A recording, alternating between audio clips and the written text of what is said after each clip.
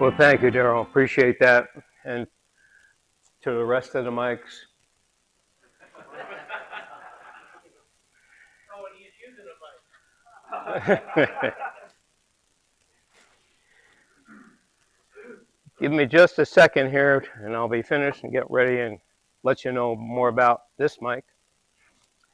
Because I'm told this is supposed to be our testimony and talk about who we are, what we're doing, why we're where we are. And when I signed up for this month, I'm sorry. There will be a time where you say, turn the mic off? No. A couple of months ago when we signed up to do this month, I said, okay, there's so many of you here that don't know me. I've been in this church since 2018, but there was a period of time over the last couple of years that I was not able to be here. I was working Friday, Saturday, and Sunday, and that made unable to do it. I kept in touch with several, what Daryl was talking about. We do a Bible study online on Monday. There's several of our people that are in there, and we've been doing that since pre-COVID. And then when we went to the online, instead of face-to-face, when COVID was over, we said, you know what, this works for all of us, because even sometimes when we're not home, we can still get on it. We can still do it, and we've been doing that for that period of time. So let's go to my story here. My story starts in 1947. In 1947, I became the first child of William and Jeanette Feldbauer. I was born in New York, mostly raised in White Plains, New York, which is just north of New York City. I was born into a deeply rooted Reform Judaism. Grew up in probably one of the largest Jewish congregations in the country at the time. We had more than 5,000 members. And it was in the Reform movement. For those who might not know what the Reform movement is, it's the opposite of conservative and way opposite of Orthodox. We're the more, I don't want to use, the word liberal doesn't really describe it, but we weren't heavily into the law. We were into the traditions of the Jewish faith. So as most Jewish kids in our area, we went to religious school. I started at the age 10, went on till I was about 17. In the middle of that, I trained in Hebrew to have my bar mitzvah at age 13. The day after that, I forgot all the Hebrew I learned. And have not really studied much of it since that point in time. When I would sit home and practice my Torah reading of that day, I go through it really fast. I went, and my mother said, it sounds like you're at an auction. I said, what do you mean? She said, when you finish it, you say, sold American.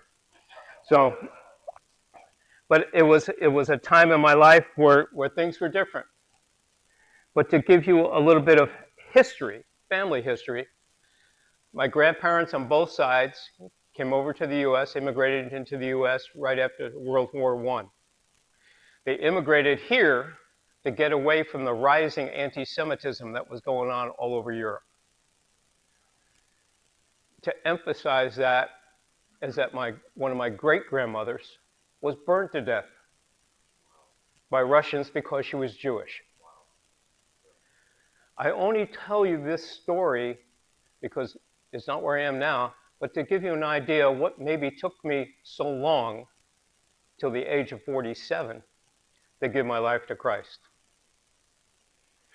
Growing up as a young boy, I can remember one day walking home from school, and another kid from the neighborhood said, hey! I said, yeah. He said, how you doing, Jesus killer? So again, another thing that said, maybe this isn't an organization that I'd want to belong to. People that have no respect for me and for my people.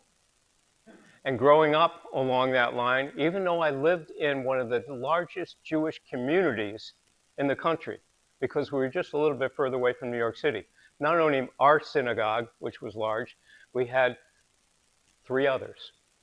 So it was a large Jewish community. Our school system realized that. We were closed on the high holidays because most of the students, or a big percentage of the students, were Jewish, and many of the teachers and stuff. So it was one of those things that it was built into our school schedule. But I grew up again involved with many of the typical traditions that were going on.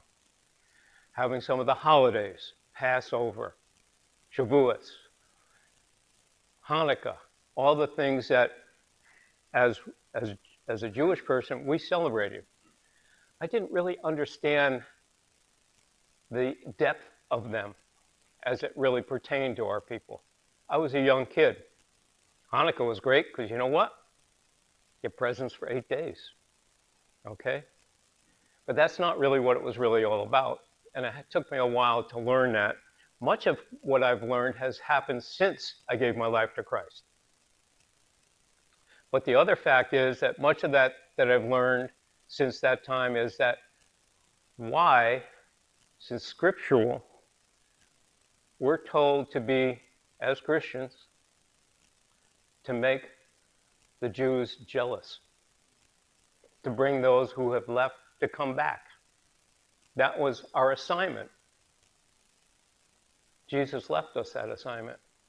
And throughout history, the majority of the Christian world has not done that. So it's our family, because of what has happened, I thought when people were trying to talk to me about this, I said, I don't think I want to belong to this group. I also don't want to offend my family, who have suffered through this great anti-Semitism throughout the world. Lots of things I will say now, so don't get too upset. I've learned a lot since then, okay? I am here, and we'll get to that reason, that why I'm here and how it happened in a little bit. So after, again, going through some of that stuff and realizing that even here in America, the prejudice toward the Jewish population was here. And at some points, we're growing. I think everybody will acknowledge that right now, it's almost at its worst than it's been since World War II. But again, I go back to Romans 11, where it talks to us about who are we supposed to make jealous so that they want to be who we are, what we are, and how we do it. I don't have the answers for everybody. I'm not going to try to tell you what you need to do, what we need to do, but it's something we need to think about because it is scriptural. My life started to change most drastically when I met my wife, Marianne, and after 9 months of dating, in December of 1980, we got married. When I think back on that introduction that we had, okay, and the time that we're married, Marianne grew up as a very strict Roman Catholic girl, and here you are, 1980, little Jewish boy from New York marrying a Catholic girl from Rhode Island. But when I think back again on this marriage, I look back and say, God, you set it up. You set it up. So after our marriage, Marianne started bringing both her traditions and my traditions into our home. So after being way away from that, never away from God, I never lost faith in God. But after being away from that, she's starting to bring this stuff back in. Across the street from us, our neighbor introduced us. We were a blind date. She was my neighbor, and her husband was my friend. Marianne worked for her at a beauty salon. Most of the other girls that worked at the beauty salon were born-again believers. And they were always talking about being born again and all this other kind of stuff. And Marianne would say, I'm fed up with this. This doesn't match as I grew up as a Catholic. So on her 30th birthday, I asked, what do you want? She says, I want a Bible. But make sure it's a Catholic Bible. So when you go to the store, you got to open up the cover, and it's going to, in Latin, which I can't say, it's going to say approved by the See of Rome. So you know it's a Catholic Bible. And she started reading it to prove that these girls were wrong. Didn't work very long, because she got to a point in John 3, verses 2 through 5, which Jesus is saying, the Jesus that she believed in, is saying, you got to be born again. This change started the change in her life. And more she studied, and she wanted to find a church that taught that, which we did. We found a church called New Life Assembly, which is an Assemblies of God church that taught the Bible faithfully, and she went. She also went to Catholic church on Saturday or Friday, just to make sure she wasn't doing it wrong. She didn't want to go to hell, okay? But after a while, she got to understand she was in the right place. She was learning really what the message was and how to deal with it. So she found that church, and then she told me years later, around shortly after our marriage, she said she went to God, and she said, I want Michael to come too. And she said, God said, talk to me, God, about him. Don't talk to him about me. I'm not sure she quite understood what that was, but it became obvious. Because God gave her the assignment to make me jealous. And I saw great changes in her as she got more and more involved. I would be like some other husbands, even Christians, we're here in church on Easter and Christmas. But I would take her to church on certain holidays just to be her husband, be there, but not for that. And the church would have events like this. And I would go to their picnics and all kinds of stuff. And I got to be friends with many of the gentlemen there and got very close to the pastor there. His name was Pastor Bob. And I didn't know that this group of men, whenever they met together, they'd pray for me to come to the Lord. They did, and I didn't know it. But I started to feel a pulling on my heart. And in my mind, I'm saying, I still can't do this. I don't want to be the one that does something that, because of my family life and what they've been through, I don't want to do this. Now, none of the people that would have been upset about it, if they would have been, were still alive. So I'm doing this for grandparents. I'm doing this for great-grandparents. At the time, my parents were both gone. Well, my father was gone. My mother went shortly after that. So I wasn't going to be insulting the family, except in my own mind. But I couldn't release myself. At the time, I can remember I was working out of town. I'd leave the house on Tuesday morning, come back on Saturday, and I was working from Rhode Island, where we were living then, and I was working up in New Hampshire. And on the radio, there was some Christian music there that really caught my ear. I'm not sure I understood all the words, but the music was good, so I kept listening to it. So I started feeling more and more of a pull on my heart. What am I going to do now? I said, I don't know how to do this. I'd gotten real close to Pastor Bob at the church as a friend.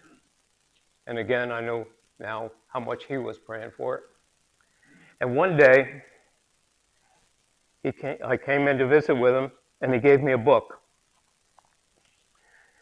And the book was written by an Orthodox Jew from New York City, who was now a pastor, a born-again, believing pastor in California, at a church called Melodyland. Anybody heard Melodyland? Yep. Large church in the round, because there used to be a theater. And he said, I think you might like reading it. I said, okay, I'll try. And after reading that book is where I found my release. Because in that book, it talked about that by coming to Jesus, accepting him as my Lord and Savior, was not giving up being a Jew. That it will be becoming a completed Jew. Okay? And that finally gave me the release I needed to go one day, again, bring my wife to church on some kind of holiday, on March, I'm not sure when it was. I'm 47 years old at this point. And we're sitting there, I think in the third row.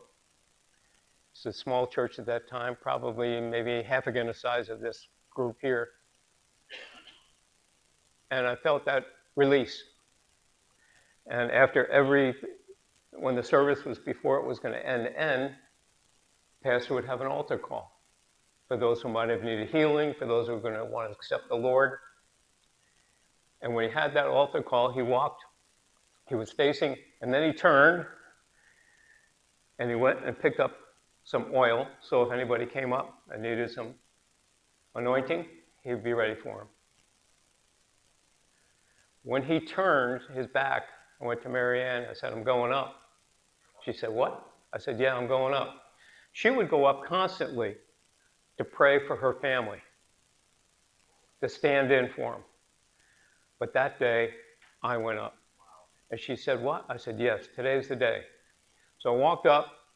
It was 2 or 3 steps, I can't remember, from the altar to the floor where we were. And when Pastor Bob turned around in shock, he jumped. He didn't walk down the steps.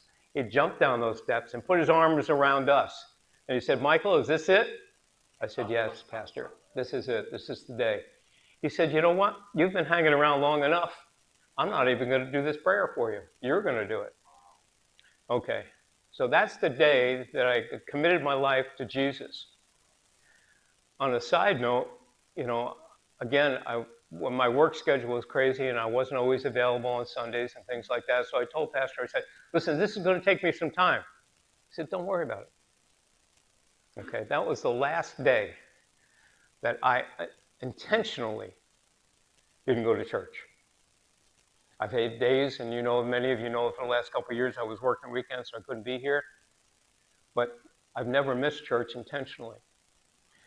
So right after that, Pastor had a belief that discipleship was very important, particularly for new beginners, even though we did for older. So myself and 2 or 3 others that had recently given their life to the Lord started attending a discipleship class which he taught. And I learned a lot. We dove right into it.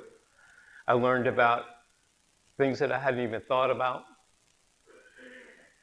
I learned that I was in an organization that had no bad feelings toward the Jews, that particular group. That was good. I learned that what my gifts, my spiritual gifts, my other gifts were through that discipleship class. And that helped put me on a road that I'm still on today. I learned that at that point in time, my number one gift was administration. It was also in several other things. So Pastor had a way of roping people in. Pastors understand that, don't we, George? Okay? They need some help, and they'd much rather have help with people that have that calling or the gifting in their heart, not just to do it. They don't mind you doing it because you want to help. But if it's a gift and a calling in your life, the calling will be better. So I soon found myself as a newbie running Vacation Bible School. Not because I understood all the courses, but I understood the administration and how to gather people together to get things done. And then a little while later, I became a deacon at the church. I became the treasurer of the church. And things rolled on. So my years, excuse me. So now looking back on that, I can see where my calling really was, and it was always to help people and doing what I could based on the gifts that he has given me to do that. I realized when I look back at some of my work, I'm sorry about this mic thing, we'll have to get a better one, that, I was a youth director in the YMCAs. A unique thing, I was, at that period of time, and this is going back to like 1969,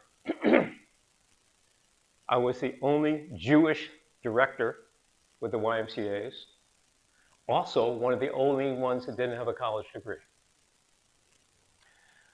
But I was a youth director and youth and camp director for the Ys for several years. I also then, after a while, realizing that the biggest benefit that I could be to any community, in most communities, is to be a volunteer, not held in restrictions of what the rules and regulations might have been in those organizations. I could do more. So at the time I had left IBM to go work as a youth director. And when I signed off at IBM, they had an automatic rehire. So I went back and they said, oops, sorry, we're in a job freeze now.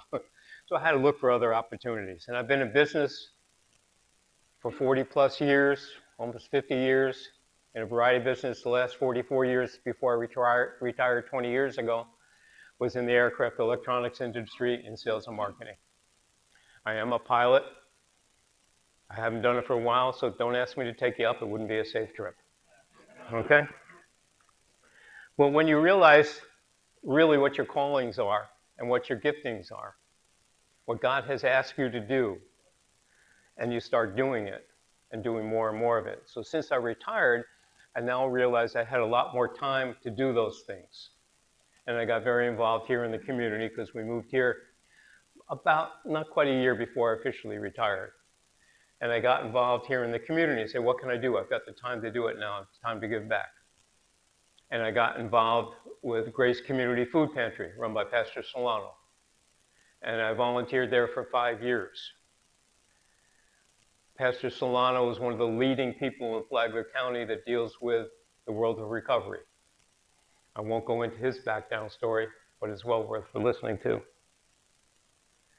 So during that period of time, Pastor, again, had a great desire to help people, and because of his past history in the world of recovery and abuse, he decided he wanted to open up a recovery house, which it is, Reentry Recovery House in Bunnell, and I was the administrator for it, helped him do that. Got very involved with what was going on in our community in that world. We our first clients all came from the drug court program. But within a minimal amount of time, we realized that that was a difficult thing because we had a very strict program at our recovery house, all Christian-based. And the court had a very strict program that participants had to follow, and following both of them was difficult.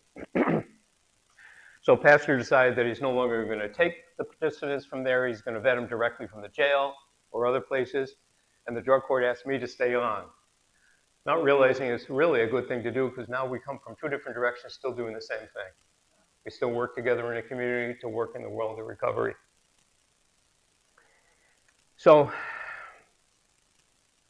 what I'm saying to everybody is my hopes and desires for every man in this room is that you get to understand what your gifts and callings are. Your callings are not necessarily going to be my calling or my gifts.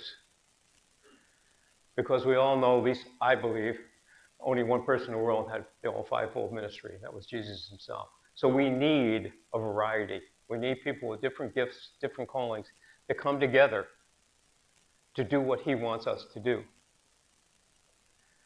So my hope is that each and every one of you will realize what that is. And if you haven't, don't worry about it. We can sit down and we can work that out with you. Go over stuff. Find out what your callings and your gifting is. And understand this, when you finally realize what that is, and you have a desire to go use it in a way, but you say, I don't know what to do, don't worry about it. He will prepare us and provide for us what we need to do what he wants us to do. We just have to be open to it. So I was able to make that decision based on that book. It took me years. I could never find it. I gave it back to the pastor. He put it in his library. When he moved, he gave most of his library away. And I said, where's the book? I said, I don't know. He said, honestly, I don't know why I gave it to you. It just felt it was the right thing to do.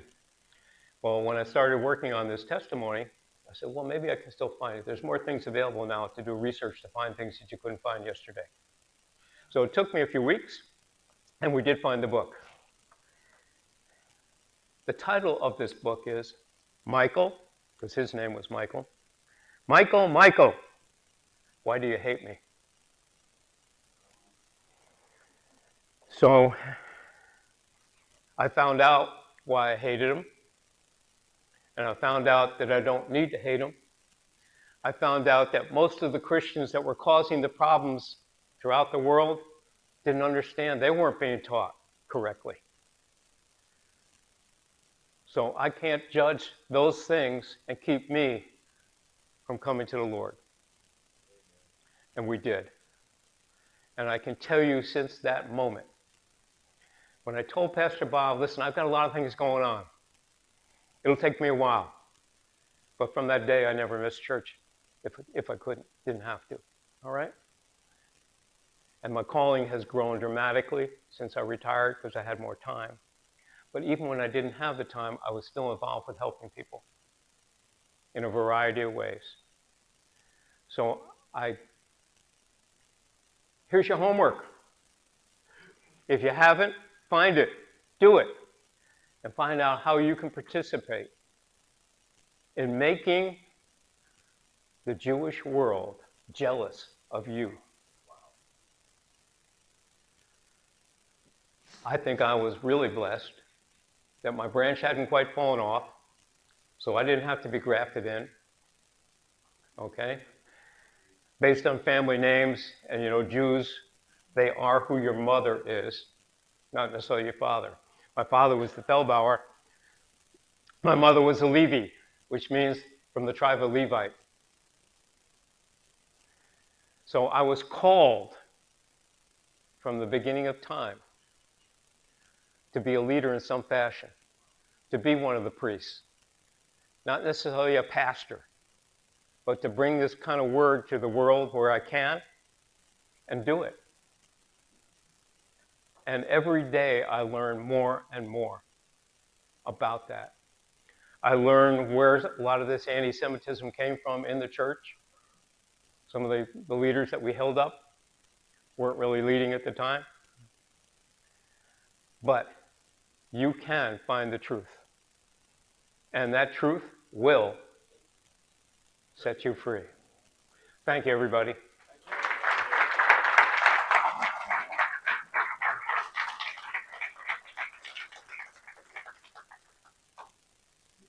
I forget. He's a testimony. Okay, so one other thing. This is after the testimony. For those of you who don't know, and maybe just heard a little bit when he introduced me, I was a major part of this ministry in my early days with Mike Palmer sitting in the back. We've all trained those up behind us to come and take over as we stepped into the next thing. I'm the one that burdened this man right here and said, you can't get out yet. Okay?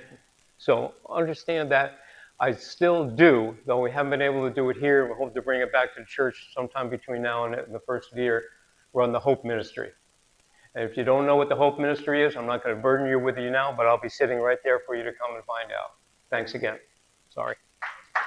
That's good. Yeah, awesome. So